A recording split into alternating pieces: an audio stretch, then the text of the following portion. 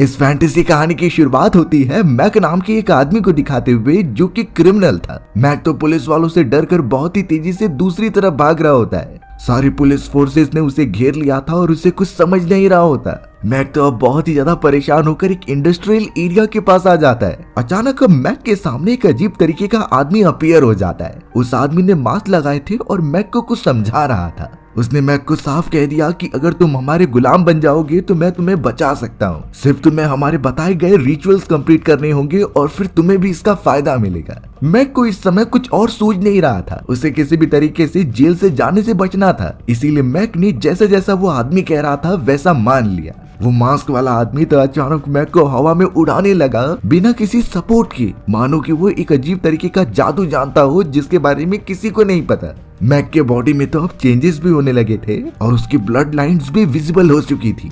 उस मास्क वाले आदमी ने ऐसा कुछ ब्लैक मैजिक कर दिया है जिससे कि मैक की बॉडी एकदम से डाइल्यूट होने लगी और वो उन्हीं चीजों में एकदम घुल मिल जाता है। थोड़ी देर में वहाँ जब पुलिस ऑफिसर्स आते हैं तो वो आदमी गायब तो हो चुका था, लेकिन जब वो सब मैक को पकड़ने गए तो उसकी बॉडी एकदम से लिक्विड में बदल चुकी थी। जैसे लग रहा हो कि मैक की बॉडी का पूरा ब्लड बाहर निकल चुका है और वो फैलते जा रहा है। पुलिस ऑफिसर्स भी बेचारे वहाँ कुछ भी नहीं कर सकते थे। पर चौंकाने वाली बात तब हुई जब शहर में पूरी तरफ एकदम से तबाही का माहौल था। वहाँ पर तो कुछ अजीब से क्रिएचर्स आ जाते हैं जो लोगों को मारते जा रहे थे। इतने सारे धमाके हो रहे थे कि बहुत ही संख्या में लोगों ने अपनी जानें गंवा दी। अब ये सारी चीजें उसी मास्कमैन द्वारा की गई थी जो दूर से इन चीजों को देख रहा था। बट उसने ऐसा क्यों किया और मैक को अपना गुलाम क्यों बनाया, इसका बहुत ही खतरनाक राज है जो थोड़ी देर में पता चल जाएगा। हमें तो उस जगह पर जेक नाम का एक आदमी दिखाया जाता है जो इस पूरी तबाही के दौरान अपनी फैमिली को बचाने की पूरी कोशिश कर रहा था, पर अफसोस इसका कुछ फायदा नहीं होता।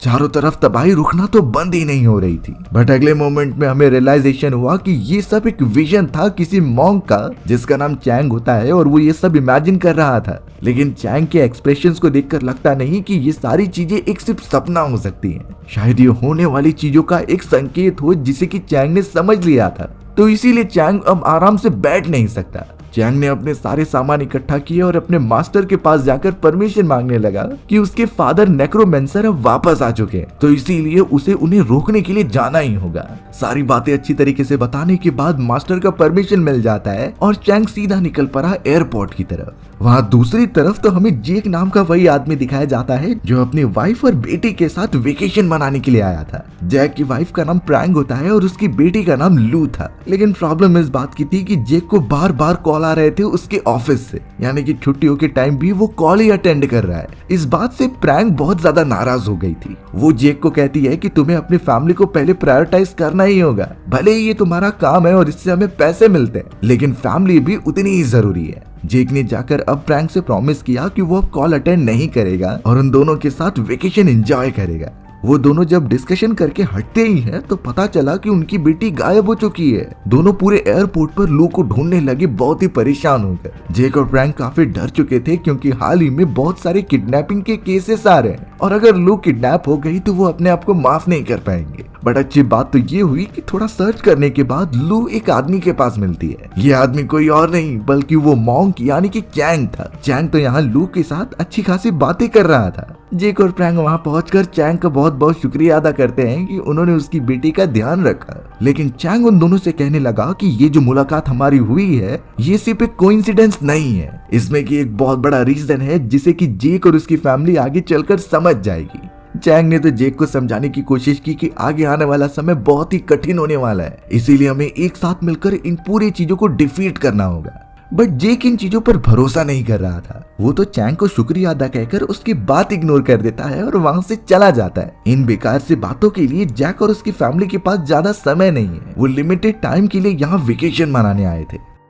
अब वो तीनों वहां से एक पास ही वाले मॉल के अंदर चले जाते हैं। प्रैंक तो अब अपनी बेटी लू के साथ वॉशरूम की तरफ जाने के लिए निकल पड़ी थी, पर अब हमें उसी मॉल के अंदर मैक नाम के वही आदमी को दिखाया जाता है जो कि इंटर हो रहा था। मैक ने तो अपनी लॉलीपॉप बाहर निकाली और किसी लड़के को दे दी। इससे पता चल रहा था कि मैक कितना ज्यादा खुशदिल इंसान है, लेकिन ऐसा बिल्कुल भी नहीं होता। आगे जाने पर मैक ने तुरंत ही एक गन निकाली और सारे लोगों को शूट करना स्टार्ट कर दिया। सभी लोग अपनी जान बचाकर यहाँ से वहाँ भागने लगे थे। मैक बिल्कुल भी किसी के ऊपर रहम नहीं करता और बच्चे बूढ़े सभी को मारने लगता है।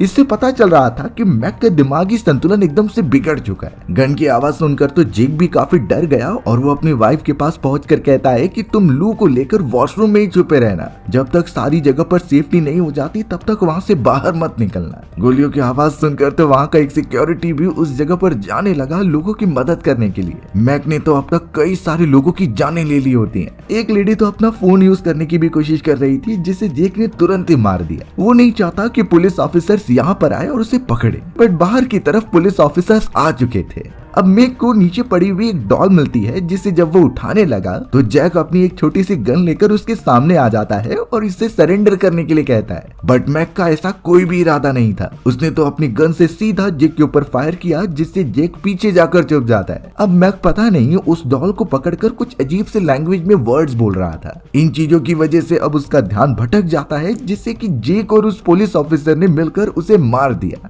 मैक की हालत तो एकदम से खराब होती है, लेकिन वो इस क्रिटिकल कंडीशन में भी बहुत हंस रहा था। मैक ने तो यहाँ पर ये तक कह दिया कि उसे मारने का बहुत बहुत शुक्रिया। वो यही चाहता था कि तुम सब उसे मार दो और ये रिचुअल कंप्लीट हो जाए। ऐसा कहते ही अचानक मैक की बॉडी बहुत ही बुरी तरीके से ब्लास्ट हो जाती है। ये ब्लास्ट इतना बड़ा था कि मॉल की एक टेरिटरी में मौजूद सभी लोग जलकर मारे गए। वहाँ के अब आर्थिक चीजों की बहुत बुरी तरीके से हानि हुई होती है। इतनी बड़े धमाके की आवाज सुनने पर प्रैंग और लू अब वॉशरूम से बाहर आ चुके थे और वहाँ से निकलने की कोशिश कर रहे होते हैं, बट फायर ब्रिगेड की गाड़ी भी वहाँ आकर डिस्ट्रॉय करने लगी। इनफैक्ट अब सारे लोग जो वहाँ पर मौजूद थे वो एक दूसरे को मारने लगे होते हैं। ऐसा लग रहा था कि उनका दिमाग कोई और कंट्रोल कर रहा है।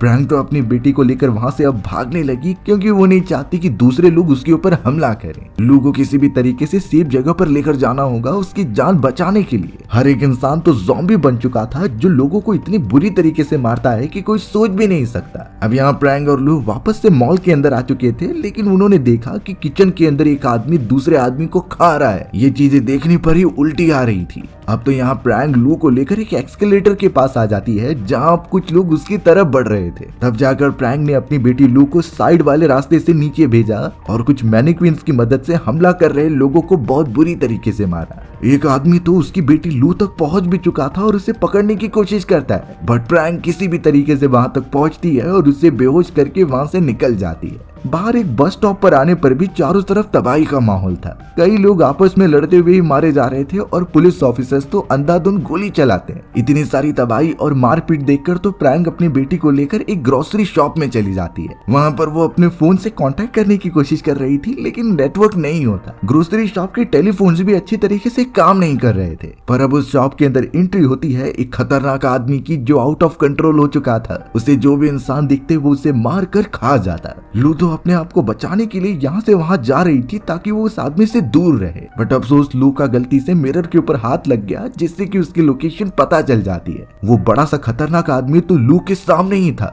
बट प्रैंक ने तुरंत ही पीछे से हमला करके उसे मार दिया। वो तो अब लू को तुरंत ही लेकर उस शॉप से भी निकल जाती है। अब दूसरी तरफ हमें मॉल के अंदर जेक और वो एक पुलिस ऑफिसर दिखाया गया। उन दोनों को ये नहीं समझता कि वो जिंदा कैसे बचे, क्योंकि जहाँ पर धमाका हुआ वो दोनों उसके बहुत ज्यादा क्लोज थे। अब ये चीजें बहुत ही ज्यादा स्ट्रेंज होती जा रही थी। जेक और पुलिस ऑफिसर तो अपने सामने एक आदमी को देख पा रहे थे, लेकिन वो अगले मोमेंट में गायब हो जा रहा था। थोड़ा सा यहाँ वहाँ घूमने के बाद अचानक जेक के सामने एक लेडी आ गई। उस लेडी के हाथ में एक चाकू था और जब वो तुरंत पीछे मुड़ती है तो उसका चेहरा पूरा खून से लथपथ हो गया था। अब तो वो लेडी तुरंत ही जेक के ऊपर हमला करने लगी उसकी जान लेने के लिए, बट जेक यहाँ पर तुरंत ही गोली नहीं चलाता, वो अपने आप को बचाने की कोशिश कर रहा था। लेडी तो एकदम आउट ऑफ कंट्रोल होकर किसी ज़ॉम्बी की तरह जेक के ऊपर टूट पड़ी उसकी जान लेने के लिए। जेक ने तो इसके बाद गोली भी चलाने की कोशिश की, लेकिन वो गोली चलती नहीं। पता नहीं यहाँ पर कौन सी ब्लैक मैजिक वाली चीजें हो रही हैं जो एकदम उनके थिंकिंग के परे है। लेकिन यहाँ फिर भी जेक किसी भी तरीके से उस लेडी को दूर फेंकता है और वहां से भागने लगता है। उसे लग रहा था कि एक सेफ जगह पर छुपने के बाद वो लेडी वहां से चली जाएगी, पर वो अभी भी उसका पीछा कर रही थी। इवन यहाँ पर एक शॉकिंग बात पता चली कि उस लेडी के हाथ पर एकदम बड़े हो चुके हैं और वो लिटरली दीवारों पर क्रॉल करते हुए उसे ढूंढ रही थी। ये चीजें तो अब और ज्यादा खतरनाक हो गई होती हैं। उस लेडी ने तुरंत ही जेक को ढूंढा और उस पर फिर से हमला करने लगी। जेक मल्टीपल फायर करता है उसकी बॉडी पर, लेकिन इसका कुछ असर नहीं हो रहा था। हर बार यहाँ जेक नई जगह पर छुपता और वो लेडी उसे ढूंढ लेती। बट अब जेक को किसी भी तरीके से अपनी फैमिली को फाइंड आउट करना था, इसीलिए वो वॉशरूम में गया, बट वहां पर प्रैंक और लू मौजूद नहीं नहीं होते। एक बार फिर उस लेडी ने बहुत बुरी तरीके से जेक पर हमला किया, लेकिन जेक ने इस बार अपने हाथ में एक वायर लिया होता है। उसने वायर की मदद से उस लेडी की पूरी बॉडी को एक पिलर से ही बांध कर रख दिया, यानी कि इससे वो लेडी हिल डुल नहीं सकती। जेक अब तुरंत ही वहां से निकल जाता है अपनी वाइफ और बेटी को ढूंढने के लिए। यहाँ प्रैंक और लू तो बाहर की तरफ बचते हुए फिर रहे थे उन खतरनाक ज़ॉम्बी वाले लोगों से, बट इसके चांसेस कम है कि वो इन लोगों से सरवाइव कर पाएंगे। प्रैंक तो अब यहाँ बेटी के साथ बस के पीछे छुपकर वहां से भागने की कोशिश कर रही थी, क्योंकि वहां जितने भी पैसेंजर्स थे सब एक दूसरे को मार रहे होते हैं। कई लोगों ने तो प्रैंक को देख भी लिया था, इसीलिए प्रैंक अपनी बेटी को लेकर बस के नीचे छुप जाती है। पर इस तरीके से ज्यादा देर तक रुक पाना बहुत ही मुश्किल था। उन्हें यहाँ से कहीं दूर जाना ही होगा, तभी वो सेफ रह पाएंगे। तब जाकर प्रैंक और लू एक बस को देखते हैं जिसमें कई सारे सेफ पैसेंजर्स मौजूद थे। वो इशारा करके उन सभी को यहाँ पर बुला रहे होते हैं ताकि वो निकल सकें। अब यहाँ प्रैंक और लू किसी भी तरीके से बस के अंदर तो चले गए, लेकिन ड्राइवर कह रहा था कि बस की चाबियां तो बाहर गिरी हुई हैं और कोई बाहर जाने के लिए रेडी नहीं हो रहा। ऐसा चलता रहा तो बस नहीं चल पाएगी। इसीलिए अब प्रैंक ने अपनी बेटी और कई सारे लोगों की जान बचाने के लिए ये स्टेप उठाया और बाहर भागती हुई चली गई कीज को लेने के लिए। वो कीज को लेकर भी आ जाती है और जैसे ही बस के अंदर घुसने के लिए गई, तभी कई लोग प्रैंक को पकड़कर पीछे खींच लेते हैं। लू अपनी मदर के लिए बहुत ही ज्यादा रो रही थी और प्रैंक कुछ भी नहीं कर पाती।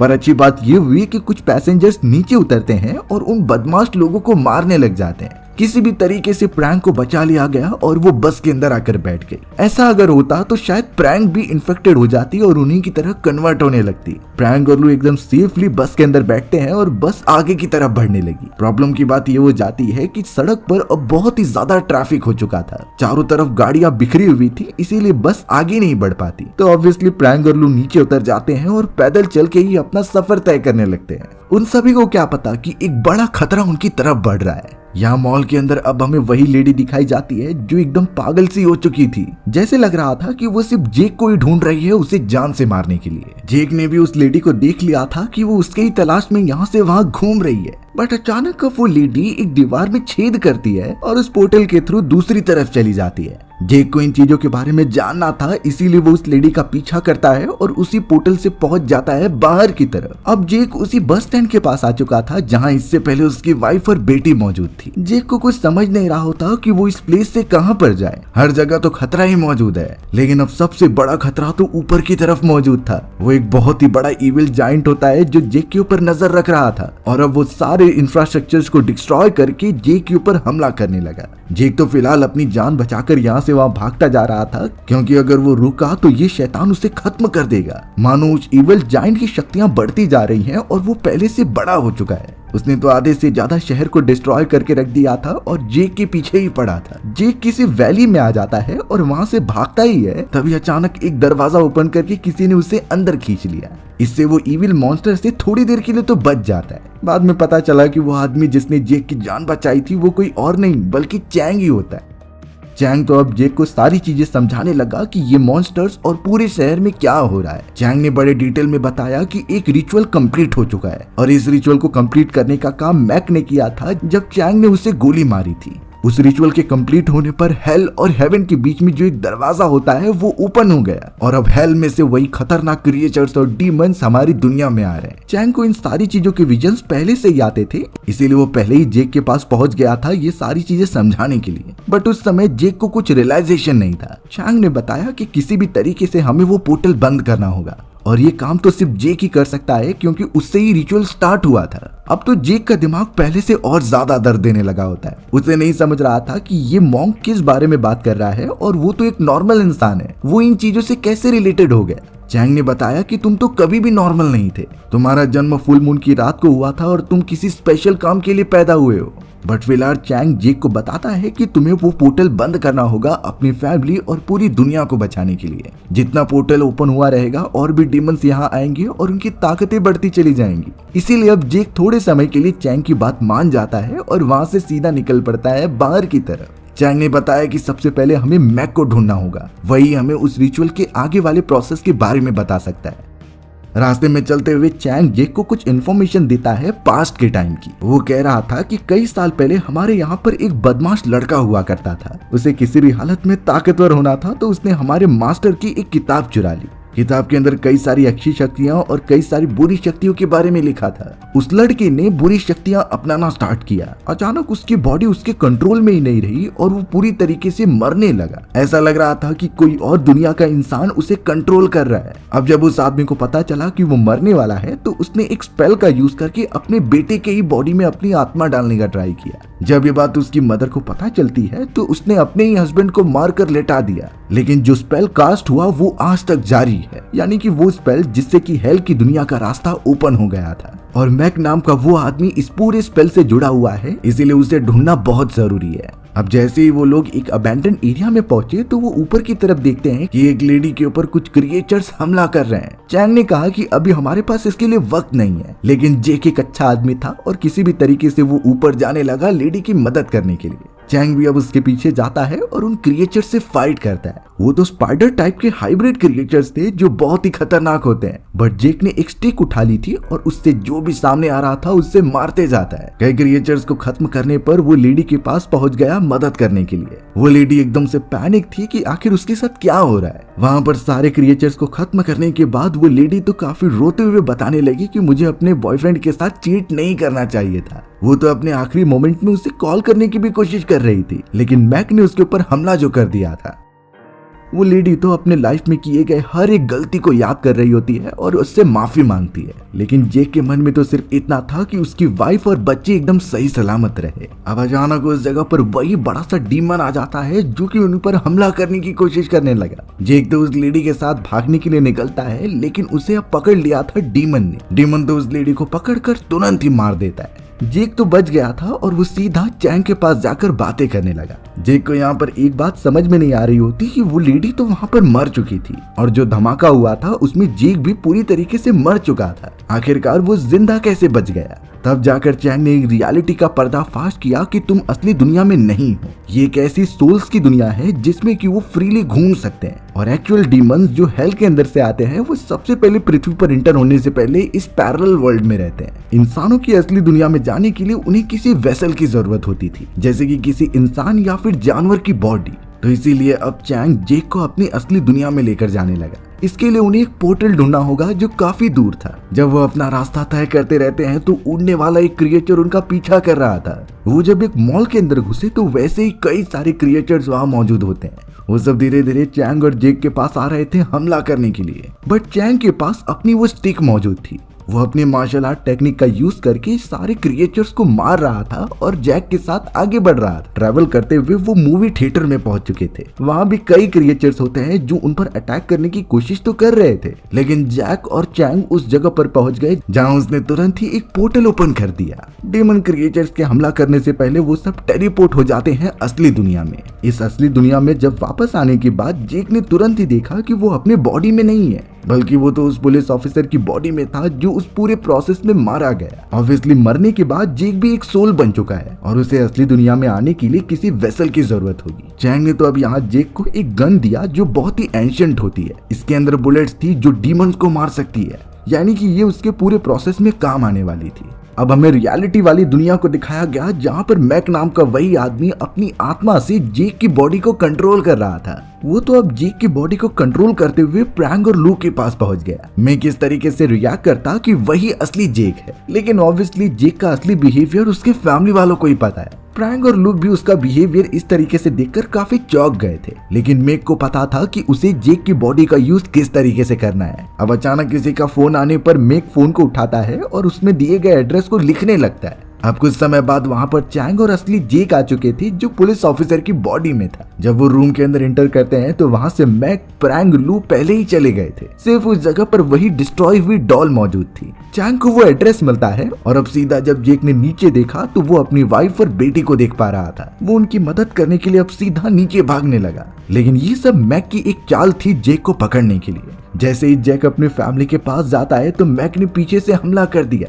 वो दोनों अब बहुत बुरी तरीके से लड़ाई करने लगते हैं। प्रैंग और लू भी नहीं समझ पा रहे थे कि इन दोनों में से असली जेक कौन है। यहाँ जैक जो पुलिस ऑफिसर की बॉडी में था और मैक जो कि एक्चुअल जैक की बॉडी में होता है। जैक के पास वो गन भी मौजूद थी जिससे वो फायर करने गया, लेकिन मैक ने उसे पानी में गिरा दिया और अब दोनों ही एक दूसरे से झगड़ने लगते हैं। फ्रैंक तो यहाँ जैक की मदद करना चाहती थी, इसीलिए वो गन लेकर उनके ऊपर पॉइंट कर देती है, बट वो अभी भी कंफ्यूज थे कि वो किस पर वार करे। तब जाकर लू अपने फादर से बोलती है कि हम प्रॉमिस करते समय कौन सा सिंबल यूज करते हैं। जैक को ये पता था, इसीलिए वो सिंबल दिखाने लगा, लेकिन फ्रैंक एकदम से पैनिक हो चुकी थी और उसने हड़बड़ाहट में जैक को ही शूट कर दिया। जैक नीचे चला जाता है और मैक पानी से बाहर निकल गया था। अब यहाँ पर मैक जो कि जैक की बॉडी में होता है वो उन दोनों को एक पोर्टल के अंदर भेजने के लिए बोल रहा था। ये पोर्टल पूरा खून से लथपथ होता है और कहने लगा कि यहाँ से बाहर निकलने का रास्ता है। फ्रैंक और लू तो और भी ज्यादा डरने लगे थे। दूसरी तरफ हमें उस बीच की दुनिया में दिखाया जाता है जहाँ चैंग ने जैक को वापस से रिकवर कर लिया था, बट अब उन्हें ऐसा कुछ तो करना होगा जिससे मैक मर जाए और वो उस हेल के पोर्टल को एकदम से बंद कर दे। चैंग को तो उस होटल रूम के अंदर एक एड्रेस मिला होता है जिसको वो फॉलो करने लगे। उसे लग रहा था कि जरूर ये उस आदमी का होगा जिसने उसके मास्टर की कई साल पहले वो किताबें चुराई थी। उस खतरनाक जादूगर का नाम किम होता है जो आज तक इतनी तबाही मचाते आ रहा है। चैंग और जैक तो किसी भी तरीके से उस जगह पर पहुंच गए थे और वो बड़ा सा मॉन्स्टर तो उनका पीछा भी कर रहा था। वहां आने के बाद वो एक पोर्टल ओपन करते हैं जो फिजिकल दुनिया में उन्हें कनेक्ट करता था। यहाँ रियलिटी वाली दुनिया में तो मैक किसी भी तरीके से फ्रैंक और लू को उस प्लेस पर लेकर आ चुका था। उस जगह पर वो मास्क वाला आदमी होता है जो और कोई नहीं बल्कि किम ही था, और वो तो अब लू को पकड़कर उस पर कुछ रिचुअल करने लगा उसे मारने के लिए। सही समय पे वहाँ एंट्री होती है जेक की। जेक तो बहुत ही अच्छी तरीके से फाइटिंग कर रहा था जैसे कि उसे ट्रेनिंग दी गई हो। तब जाकर पता चला कि जेक की बॉडी को चैंग कंट्रोल कर रहा था। जेक ने तो एंशिएंट हथियार की मदद से मेक को मारने का ट्राई किया। मेक भी अब यहाँ पूरी कोशिश करता है जेक को खत्म करने की। फ्रैंक के ऊपर भी कुछ लोग हमला कर रहे थे, लेकिन अब उसने गिरी हुई गन लेकर तुरंत शूट करना स्टार्ट किया। जेक सबसे पहले अपनी बेटी को बचाता है और फ्रैंक को भी सेफ रखने का ट्राई करता है।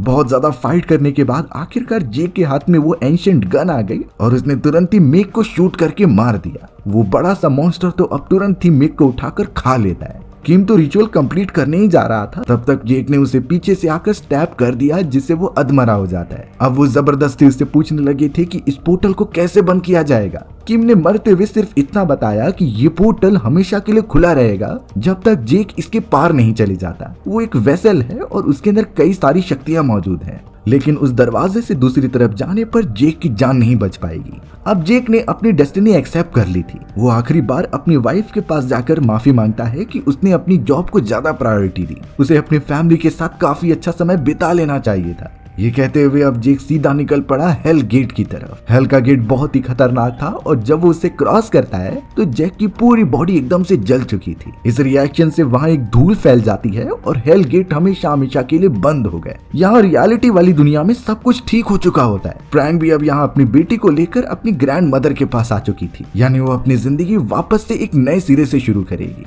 हमारी भी कहानी इसी तरीके से यहीं खत्म हो गई। सो व्यूअर्स, आपको ये स्टोरी कैसी लगी कमेंट सेक्शन में बताना भूलना मत। और अगर आपको मेरा एक्सप्लेनेशन 1% भी अच्छा लगा होगा ना तो वीडियो को लाइक एंड चैनल को सब्सक्राइब जरूर कर देना। मिलते हैं इसी तरीके की मजेदार वीडियोस में, तब तक के लिए बाय बाय।